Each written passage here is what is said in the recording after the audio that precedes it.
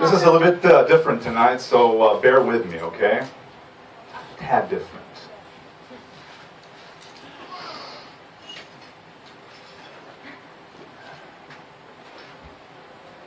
Symmetry, balance, and proportion are defining elements in a human being's equilibrium. If you eat too much, you'll get a tummy ache. If you lie in bed all day long doing nothing, you'll get pressure sores on your ass.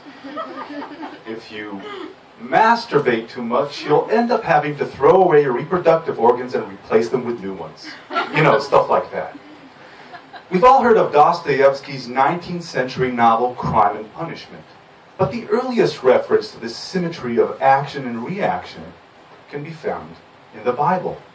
The Bible is riddled with numerous stories about people doing wrong unto God and unto each other, and they all ended up suffering the wrathful, vengeful consequences, either dying in earthquakes or by the sword, catching leprosy or the sniffles, all depending on the severity of their deeds. This principle is called measure for measure retribution. And its most famous example is this following verse from the book of Exodus. Life for life, eye for eye, tooth for tooth, hand for hand, foot for foot, burn for burn, wound for wound, stripe for stripe. This kind of reciprocal justice is practiced to this day in some societies and religions. In Saudi Arabia, if you're caught stealing, your hand is chopped off. Very proportionate. And if you're that unlucky woman caught messing around with another man, you are publicly stoned to death. Still, very much balanced. But there's one place in nature where the symmetry of crime and punishment cannot be fulfilled due to the simple laws of physics.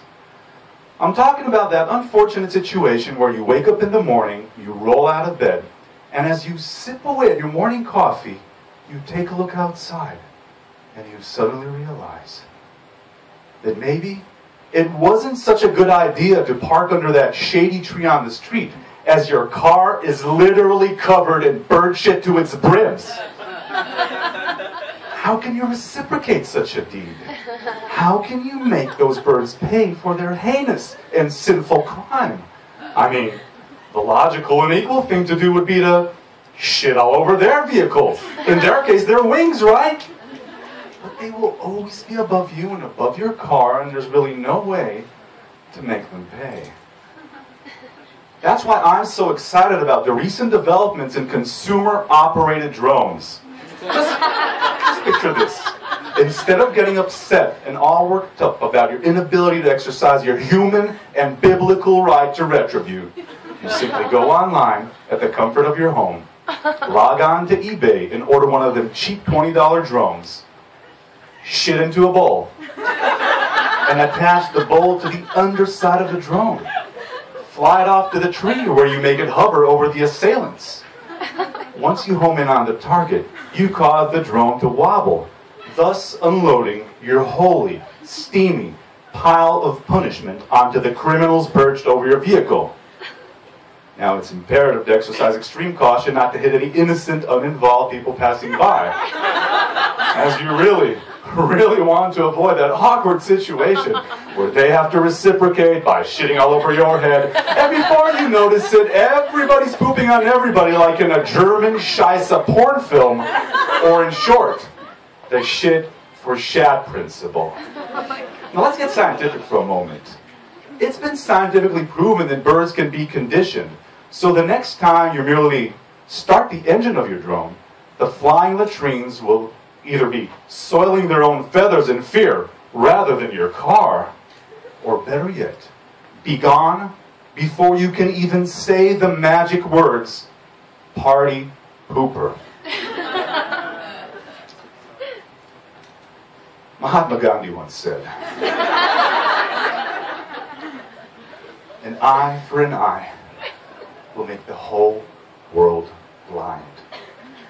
So after all, crimes and punishments and sins and all, they don't matter to me at all. Because with all said and done, I am truly grateful. I thank the ruler of this universe each and every morning when I wake up and peek hesitantly outside the window onto my car parked on the street. I thank the good God that elephants don't fly like the figment of some children's movie's imagination. Because you know what? Frankly, I still have not found a feasible, technological, scientific solution for that kind of predicament. Thank you.